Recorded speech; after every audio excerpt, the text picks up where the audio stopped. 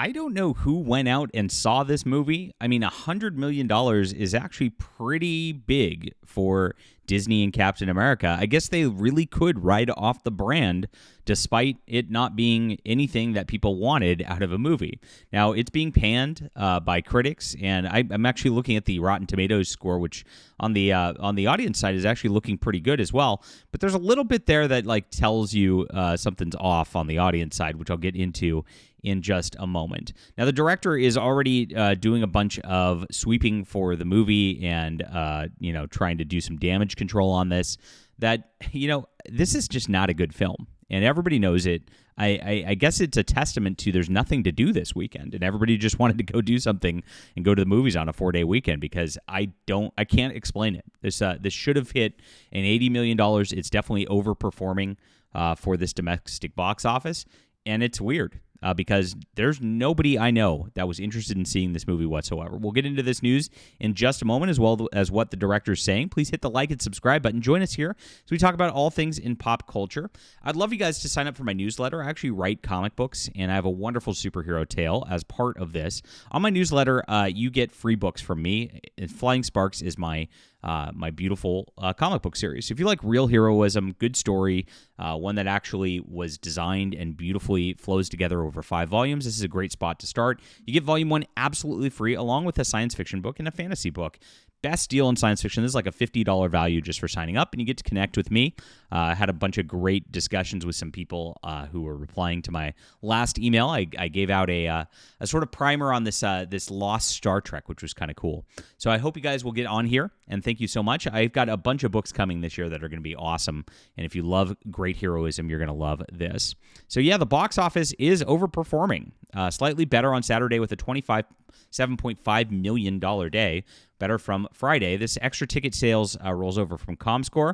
Rivals firmly believe that we have the first $100 million opener on hand for 2025's domestic box office, and Disney believes that as well. Global opening is at $192 million, about $2 million higher than they originally said over here on Deadline. For a B- cinnamon score MCU movie, $100 million openings, we'll take it. Very good job, Disney. Crazy. Box office stat firm Intelligence says 5.7 million people went to see Captain America Brave New World over the 3-day weekend. Off average ticket prices for 15.17 and 18.6 for general. And in regards to Saturday's business, 51% of the crowd went to see Brave New World before 5 p.m. So they just did this during the day, all over the weekend for President's Day weekend here. So this is interesting. As different comparisons, Black Panther had an opening of $242 million at the height of the MCU. Deadpool, $150 million. Ant-Man and the Wasp: Quantumania did $120 million. So this one, as you can see, they've still lost a lot of the MCU audience on this. Pretty crazy. Even from Ant-Man Quantumania, you're down a big substantive percent. From Deadpool, you're down about a third. So, and from Black Panther, you're down more than half. So they really have destroyed their brand, but it still is doing better than we thought, because we thought this was going to be on par with the Eternals or the Marvels, because nobody wanted this movie. And of course, screenings up front said it was a disaster. They've reshot the movie, which they're claiming they didn't now. Interesting stuff.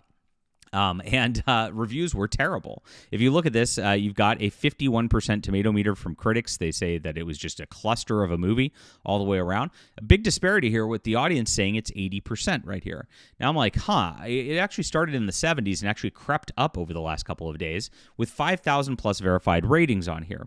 Now this is interesting. So you get into this, the top critics are down to 39% versus all critics, and verified audience versus all audience is down to 75%. So they're a little bit left on that with the all audience, which is about double the amount of people. Now, you go back to this is Winter Soldier. Critics said it was great. Audience said it was great, but look at the number of ratings here, 250,000 plus ratings versus 5,000. So you do have a huge disparity of people who are watching that who have tuned out of the Marvel Universe. I mean, that's really, really low. Of course, it is just opening weekend, and Winter Soldier's been out for 10 years.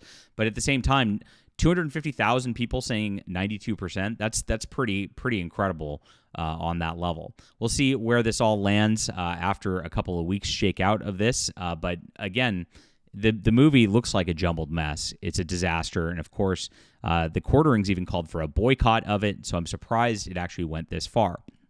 Now, on the director, he says that the reports that the film went through multiple reshoots is wrong. Julius Ona, the director of it, indicated that multiple reports and rumors that the films went through multiple reshoots are just not true. Now, this is interesting because this was reported everywhere. In an interview with Brandon Davis, he said, "We only did one period of additional photography, which is the same on all these movies. It's just a part of the filmmaking at this scale." When you think about so many movies that you love, from Star Wars to Jaws to Lord of the Rings to all of these movies, this is part of the process, just because when you're making something of this scale, there are so many variables. Additional photography becomes essential to fine-tuning and coming up with things that the audiences will love. It is really a benefit to the audience to make this the best movie it can be. His comments contradict comments from actor Tim Blake Nelson, who claimed he had shot the entire movie twice in a Hollywood Reporter interview. He said, "We're done. I've shot it. I've actually shot it twice because I did the originally a year ago. Then we came back and redid a lot at the beginning of this summer." Furthermore, Nelson shared that he had shot the film twice. Anthony Mackie was photographed on the set in October. So this is him just in October doing more reshoots. WWE superstar Seth Rollins made it clear his character was completely cut from the film. He said, "The script went through a lot of rewrites and reshoots. What I did, I was there to do. Essentially, my role got either repurposed or completely erased. I did do a bunch of audition and possibly pop into another role, I believe, or repurposing my role. I'm not exactly sure what it was. But they ended up going a different direction with it. My understanding is there's just a lot of rewrites, a lot of reshoots, and that's more than two, right? And they've got a finished product, and they're hopefully happy with it. Hopefully it's successful, and it will be sans Seth Rollins." So this is completely contradictory to what we're seeing on this level, and very, very weird. Again, this is a strange one for Disney, as there's no hype behind this movie. Anthony Mackie's comments, where he said that Captain America didn't stand for America, just was insulting to a lot of Americans right away as this movie was coming out. I mean, maybe Harrison Ford and the Red Hulk is enough just to get people to go see this because they love Harrison Ford. I mean, that's the only thing I can think of at this level that would make this happen. Or maybe it was just a boring weekend where there was nothing else to do, and so people just decided to go to the movies. It's kind of cold out. I could see that. So very interesting that they have done okay on this level, and they did overperformed what expectations were at this. For this. Now, it's not as big as they thought it was going to be. I wouldn't say they have some sort of breakout hit or anything like that.